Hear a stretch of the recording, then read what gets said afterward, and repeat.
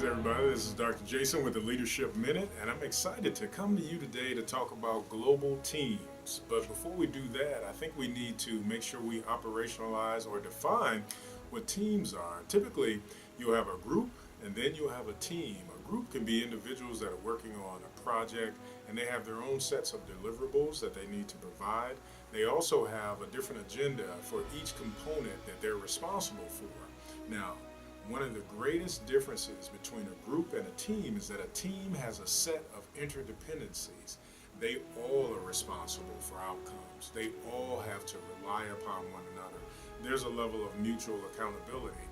Now, one of the things that you have to deal with when you start talking about global teams, not only the logistics of dealing with teams that may be in a different country, we're not talking about domestic, we're talking about foreign at this point. They're in a different country, they have different sets of challenges that they must be able to deal with. One of the biggest challenges will be cultural differences. When you go to a different country and you try and do business, you have to deal with the culture. You cannot take U.S. culture, for example, and just transplant it and say we're going to do the same thing that we do in the U.S. over in India. As a matter of fact, you have to be very cautious that you don't offend. You also have to make sure that you have heightened productivity because you are relying upon people that are right there in the country. Jack Welch was able to do that very same thing when he dealt with GE. He was of the mindset that you want to hire people that are there already. Now, there's nothing wrong with having an expatriate that goes over there and they're able to do some things. We want that. I think that provides more productivity, and it also heightens awareness when you have feet on the ground in a different country.